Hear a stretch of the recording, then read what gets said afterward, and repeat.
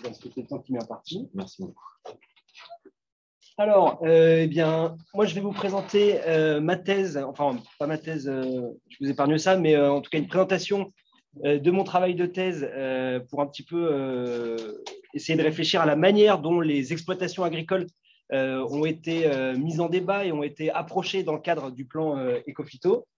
Donc, voilà, je précise que mon regard, c'est celui d'un sociologue de l'action publique au niveau national. Donc, il y a certaines choses que je vais dire, certaines limites de l'action publique que je vais mentionner qui sont propres au niveau national et il se peut qu'au niveau régional, on ne retrouve pas ça et ce serait même, à vrai dire, tant mieux. Donc, ma présentation va s'organiser comme ça. Dans un premier temps, je reviendrai très rapidement sur la thèse et le contexte de l'enquête. Ensuite, je vous infligerai un très bref détour théorique autour d'une notion qu'on utilise en sciences politiques et en sociologie de l'action publique, mais qui peut être utile, qui est la notion de cadrage.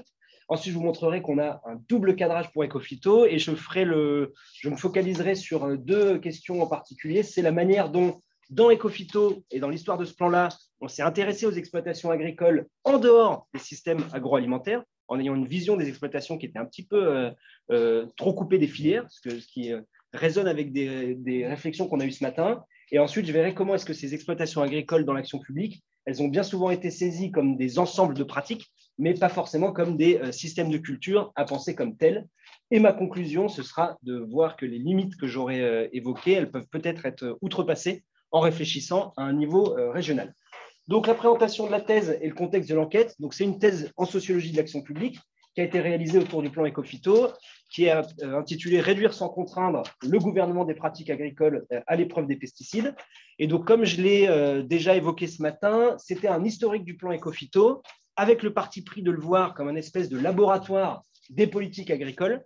Et ce que j'ai fait, c'est que je me suis vraiment centré sur les instruments qui équipent le plan et la succession de ces instruments. Puisque, comme je le disais ce matin également, Ecophyto, on a déjà plus de 10, plutôt 15 ans dans les pattes maintenant, où il y a eu des manières d'envisager la transformation des pratiques agricoles et la réduction des phytos de manière extrêmement diverses. Et moi, je me suis principalement centré sur les instruments suivants qui sont le réseau défi, dont vous devez connaître la logique, l'émergence du biocontrôle comme solution pour le plan, et l'émergence et la mise en œuvre d'un dispositif qui ciblait les distributeurs de phyto, qui s'appelle les certificats d'économie de produits phytosanitaires. Donc, les données que j'ai mobilisées, ce sont des données qualitatives, c'est-à-dire que j'ai principalement fait des entretiens avec l'ensemble des acteurs engagés dans la construction de la politique publique Ecophyto. Là, je me répète, mais principalement à un niveau national. J'ai aussi fait pas mal de travail d'observation dans les ministères, dans les administrations, de groupes de travail qui avaient pour objectif la conception et la mise en œuvre de ce plan, et évidemment aussi un travail d'archives. Et mon terrain couvrait la période 2008-2018, c'est-à-dire depuis les tout débuts du plan jusqu'à 2018, où je me suis arrêté. Et depuis, je suis passé un petit peu à d'autres sujets de recherche. Donc, ce n'est pas impossible non plus que certaines choses que je dise aient un petit peu évolué. Alors, un très bref détour théorique autour de la notion de cadrage. Alors, en sociologie de l'action publique, dans cette discipline que je pratique, on appelle un cadrage une manière de représenter un problème, une manière de définir un enjeu. Un cadrage, c'est une manière de regarder le monde et de le questionner. Et on part du principe, en fait, qu'il existe toujours plusieurs manières de formuler un problème public. Il existe toujours différentes manières de s'attaquer à un problème, en l'occurrence celui des pesticides, et c'est évidemment quelque chose qui est à prendre en compte pour analyser les solutions qui vont être mises en œuvre pour prendre en main ce problème, en fonction de comment est-ce que vous définissez un problème, comment est-ce que vous le cadrez, comment est-ce que vous ciblez des responsables, etc. Évidemment que les solutions qui seront mises en œuvre dans l'action publique ne seront pas forcément les mêmes. L'idée, c'est de voir ces cadrages, donc ces manières de poser des questions, de se représenter un problème, non pas comme de simples idées, comme de pure représentation, mais vraiment de voir comment est-ce que ces cadrages, ces manières de voir les problèmes sont incarnés, sont solidifiés durablement dans des instruments de l'action publique. Comment, en fait, est-ce que des idées deviennent des instruments et comment est-ce que ça peut, à terme, empêcher de voir le problème différemment.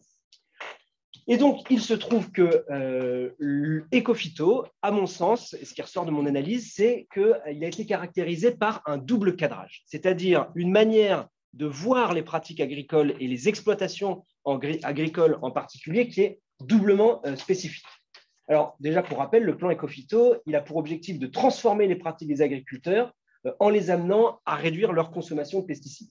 Ça, il ne faut pas perdre de vue que c'est un objectif politique à la fois relativement récent, puisque avant 2008, on est dans un cadre où on autorise ou non les pesticides, mais on n'est pas dans des logiques de réduction. La logique de réduction, elle émerge après 2008 et elle est assez spécifique.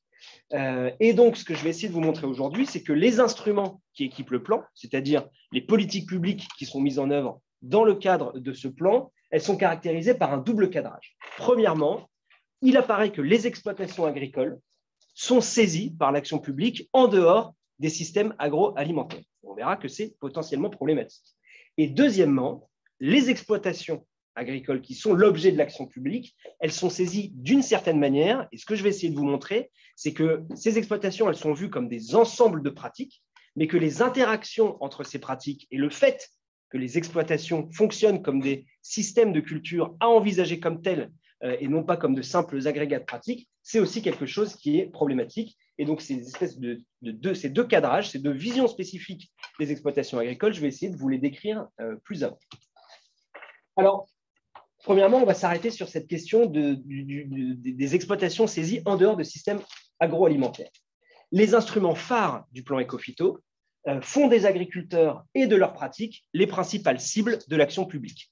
Si on regarde le plan Ecophyto, quels étaient les instruments principaux et où allait l'argent qui était alloué chaque année à ce plan-là, c'est autour principalement de trois instruments. Donc, premièrement, c'est le réseau défi qui vise à accompagner et mettre en réseau des agriculteurs dans la mise en œuvre de pratiques innovantes et à produire des références sur ces pratiques innovantes. Donc là, ce sont bien des exploitations agricoles mises en réseau qui sont ciblées. On avait aussi le bulletin de santé du végétal, qui était un recyclage des avertissements agricoles, à la fois qui devenaient non payants alors qu'il était payant dans la plupart des régions auparavant, et en plus qui devenait aussi, qui avait la particularité par rapport aux avertissements agricoles de ne pas préconiser, simplement d'informer. L'objectif, c'est d'informer les agriculteurs des menaces qui pèsent sur leur culture, afin qu'ils adaptent leurs pratiques et que, idéalement, en ayant une meilleure connaissance des menaces qui pèsent sur les cultures, on adapte les consommations de phyto. Et enfin, dernier instrument, le certifito, qui visait à former et informer les agriculteurs pour les engager, ou potentiellement donc déjà les informer des dangers, etc., mais aussi engager vers une réduction de la consommation de pesticides. Alors, cette centralité des agriculteurs dans Ecophyto, à première vue, elle peut sembler évidente, puisque évidemment que le problème des pesticides il se situe au niveau des pratiques agricoles, et donc c'est quelque chose qui semble, à première vue, ne pas pouvoir être questionné. Pourtant, c'est une manière, cette focalisation sur les agriculteurs, elle est lourde de conséquences, puisque ce cadrage particulier empêche de voir, comme on l'a vu ce matin, que les agriculteurs et leurs pratiques, ils sont pris dans des systèmes agroalimentaires complexes et contraignants, des filières, des réseaux de commercialisation, des normes. En fait, le défaut du plan Ecophyto et de ses instruments principaux pendant une grande part de l'histoire de cette politique publique, c'est qu'il a eu tendance à voir les exploitations agricoles comme un petit peu flottantes, un petit peu coupées de systèmes de commercialisation qui les dépassaient. Or, on sait bien que ces systèmes suscitent des verrouillages qui peuvent complexifier un moindre recours aux pesticides. Par exemple, si vous êtes dans un système de culture avec, on peut penser à des filières intégrées comme celle de la pomme de terre, qui fait l'objet d'études actuellement, où il y a des exigences très fortes et où les gens qui vont vous acheter vos produits grâce à des cahiers des charges extrêmement contraignants ont un impact très fort sur vos pratiques agricoles, évidemment que si on ne prend pas ça en compte, l'action publique, elle ne va pas avoir beaucoup de résultats. Alors, ce qui était intéressant, c'est que ces verrouillages ont été pointés du doigt dès les débuts du plan. Notamment, il y a une étude qui s'appelait Ecophyto R&D, qui a été publiée en 2010, qui avait un peu pour objectif, en faisant un travail de synthèse de la littérature scientifique, de comment est-ce qu'on pouvait arriver vers une réduction de la consommation de pesticides de 50%. Il y a un chapitre entier de cette étude qui est consacré à la notion de verrouillage, mais il n'a objectivement pas été pris en compte par l'action publique pour plusieurs raisons. Déjà, c'est la distance d'un certain nombre d'acteurs des filières par rapport au service en charge de la mise en œuvre du plan, puisque le service au sein du ministère de l'Agriculture qui est en charge de la mise en œuvre du plan et de sa conception, c'est la Direction générale de l'alimentation.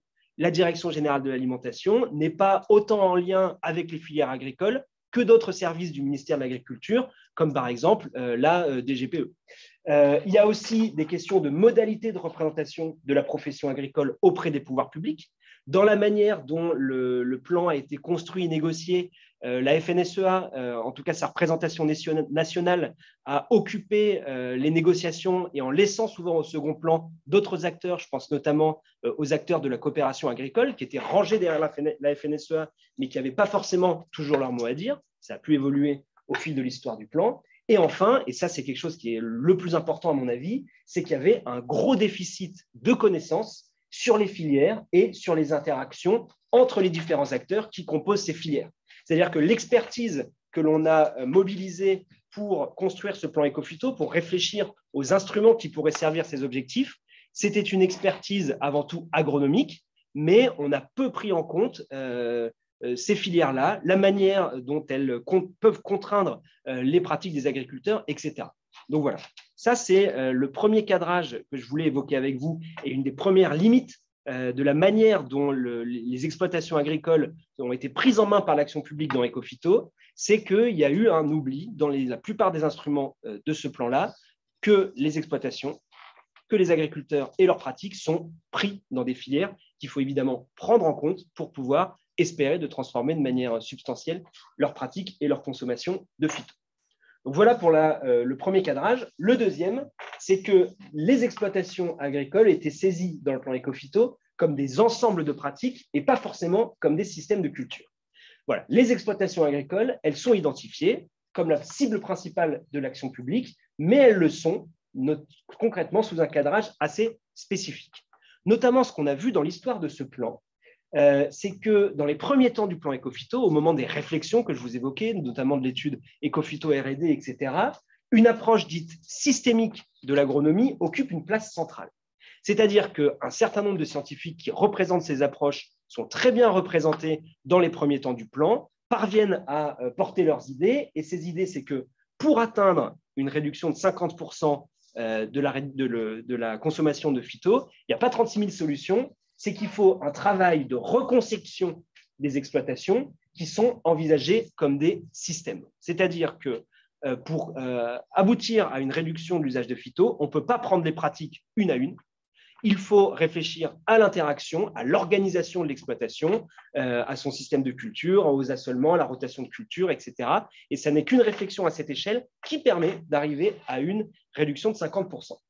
Le problème, c'est que si cette approche-là, elle était très légitime dans les premiers temps du plan Ecophyto, au fil de l'histoire de ce plan-là, elle a été extrêmement questionnée. Et en fait, ce que j'ai fait dans la thèse, en m'intéressant aux différents instruments que je vous évoquais, j'ai vu que dans chacun de ces instruments se rejouait un petit peu le même drame, ou en tout cas les mêmes mécanismes, que ces approches systémiques qui étaient jugées pertinentes et légitimes par tout le monde, elles étaient souvent disqualifiées, elles disparaissaient dans le processus de construction de l'action publique. Par exemple, il y a eu ça de manière assez exemplaire autour du réseau Défi. Le réseau Défi, quand il est lancé à partir de l'année 2009, il est pris en main par des agronomes systèmes convaincus et eux ont une idée, c'est que le réseau Défi, son objectif, ça doit être de mettre en place des transformations de systèmes dans les fermes qui sont engagées dans ce réseau-là et de produire des références proprement systémiques qui portent sur des systèmes de culture et non sur des ensembles de pratiques. Le problème, c'est qu'assez rapidement, il va y avoir de fortes tensions dans le cadre de la gouvernance de ce réseau-là et qu'il va y avoir un glissement de ce réseau vers une logique plus statistique et vers une autre ambition qui est d'identifier par une approche statistique des pratiques économes en pesticides et des pratiques identifiées isolément les unes des autres, ce qui va évidemment à l'encontre d'une approche système. Deuxièmement, on va avoir une séquence très importante dans l'histoire du plan à partir de 2012 à peu près, c'est l'émergence du biocontrôle comme solution pour le plan Ecophyto. Dès le début du plan, on voit que ça va être difficile d'atteindre les objectifs du plan. Il y a des doutes sur la pertinence des instruments mis en œuvre pour arriver à ces objectifs et il va y avoir une espèce d'espoir politique, d'effervescence autour du biocontrôle à partir de l'année 2012 et notamment la remise d'un rapport parlementaire. Et l'identification et la promotion de méthodes de biocontrôle va apparaître comme un nouvel espoir sans référence à Star Wars, mais comme un nouvel espoir pour l'action publique en matière de réduction des phytos. Et ça, l'effet que ça va produire, c'est qu'en espérant pouvoir résoudre la question de la consommation de phytos par l'identification et la promotion de méthodes alternatives qui échappent, puisqu'elles fonctionnent comme de stricts substituts à une réflexion systémique, ça va un petit peu éloigner de l'action publique les réflexions systémiques. Et enfin, on va avoir ça qui va se rejouer également dans la mise en œuvre des certificats d'économie de produits phytopharmaceutiques. Cet instrument, je n'ai malheureusement pas la chance ni le temps de pouvoir vous le décrire en détail, mais la logique, c'est que c'est une manière d'enrôler les distributeurs de phyto, donc les coopératives ou les entreprises de négoce, en les forçant, ou en tout cas en les incitant très fortement à promouvoir une grande quantité de méthodes alternatives aux pesticides. Et bien là aussi, la logique, elle est évidemment vertueuse, mais comme elle est centrée sur des méthodes alternatives aux pesticides prises isolément les unes des autres, elle éloigne au même titre les réflexions sur des transformations systémiques. Donc voilà, ce qui se passe dans le plan, je ne suis pas en train de vous dire que le plan Ecophyto a été un espace dans lequel on a essayé d'invisibiliser de manière très consciente les approches systémiques. Je suis plus en train de vous montrer qu'il y avait une légitimité de ces approches-là, mais qu'elles ne présentent pas la même capacité ou la même facilité à être instrumentées, à devenir des instruments d'action publique. Et donc concrètement, dans l'histoire de ce plan, on les a vus perdre en importance. Donc voilà, toute l'histoire de ce plan, elle est traversée par cette difficulté à instrumenter des connaissances issues d'une approche systémique de l'agronomie, et ça pour plusieurs raisons. Premièrement, c'est parce que les transformations systémiques, évidemment, elles sont complexes et elles peuvent susciter de l'incertitude, à juste titre, auprès des agriculteurs. Et donc, des approches concurrentes, comme le biocontrôle, comme les CEPP, la promotion de méthodes alternatives, elles apparaissent comme plus réalistes politiquement. Quand vous êtes au ministère de l'Agriculture, un petit peu éloigné du monde agricole et qu'on vous reproche sans cesse de ne pas avoir des bonnes connaissances des contraintes propres au métier agricole, dire « moi j'ai une solution concrète, c'est des alternatives aux pesticides qui fonctionnent comme de stricts substituts », évidemment que c'est plus tentant politiquement de se diriger vers ce type de solution. Il y a aussi le fait que les approches systémiques, elles nécessitent un fort engagement d'acteurs intermédiaires dont l'enrôlement dans l'action publique se fait de manière conflictuelle. Et là, il ne faut pas perdre de vue que le plan Ecophyto, son lancement, est concomitant de transformations très importantes dans l'organisation des services de l'État, notamment en région, et notamment d'une perte de capacité de l'État avec, par exemple, la suppression des services régionaux de la protection des végétaux. Concrètement, le plan Ecophyto est lancé à un moment où la marge de manœuvre et en tout cas la force de frappe de l'État, notamment dans les régions, se baisse. Donc forcément, les transformations systémiques, de quoi est-ce qu'elles ont besoin pour pouvoir être mises en œuvre? C'est d'acteurs de terrain extrêmement qualifiés, extrêmement compétents et extrêmement présents auprès des agriculteurs. Donc il y a un petit peu ce paradoxe-là qu'on lance le plan Ecophyto au moment où le ministère de l'Agriculture perd une force de frappe, notamment au niveau local. Et enfin, c'est l'idée toute bête, mais que la promotion de technologies alternatives ou de pratiques innovantes, elle s'inscrit plus aisément dans un référentiel modernisateur qui est historiquement légitime au ministère de l'Agriculture. Ça rejoint un petit peu le premier argument, qui est que déjà le plan Ecophyto et ses objectifs assez ambitieux étaient vus à juste titre de manière contraignante par un grand nombre d'acteurs agricoles. Si en plus vous dites non seulement on doit réduire, mais en plus la manière dont on va réduire, c'est hyper complexe, ça nécessite de revoir tous vos métiers, le lien entre les agriculteurs, les conseillers, etc. Politiquement, c'était un petit peu une bombe à retardement, donc on peut comprendre qu'il y ait eu un recentrement de l'action publique sur des manières d'intervenir plus appuyées sur la technologie et la promesse de la substitution. Donc, pour conclure, voilà, cette analyse très rapide du plan Ecophyto et de ses instruments nous apprend que les exploitations agricoles sont ciblées par l'action publique, qu'elles en sont d'ailleurs la cible principale, mais de manière à la fois limitée et spécifique. C'est-à-dire les exploitations sont prises en dehors des filières et une fois qu'on s'intéresse aux exploitations, l'action publique ne les envisage pas, ne les prend pas comme des systèmes, ce qu'elles sont pourtant. Voilà, faire la sociologie de l'action publique, c'est identifier concrètement la série de mécanismes que j'ai pu aborder dans le temps qui m'était imparti, mais qui expliquent l'origine de ces cadrages et la manière dont ils se perpétuent dans le temps. Voilà. Et pour conclure et pour ouvrir la discussion, je pense que penser à l'échelon régional est potentiellement une manière de dépasser les deux limites les deux cadrages très spécifiques que je vous ai présentés dans cette présentation. Par exemple, le travail conjoint avec les filières, dont je vous ai expliqué qu'ils pouvaient pâtir d'un manque de connaissances au niveau national. On sait qu'au niveau régional, il y a une meilleure connaissance, a fortiori dans une région comme la Bretagne, il y a de meilleures connaissances, de meilleures intuitions sur la manière dont fonctionnent les filières et dont elles peuvent être ramenées dans l'action publique. Et de la même manière, puisqu'on a vu que les transformations systémiques pâtissent d'une distance et d'un manque d'intermédiaires du ministère de l'Agriculture, les collaborations serrées avec les acteurs de terrain qu'on peut encore constater aujourd'hui à l'échelon régional sont peut-être un levier à utiliser pour diffuser de manière plus concrète et efficace les transformations systémiques dont on sait qu'elles pourraient être assez efficaces. Je vous remercie de votre attention.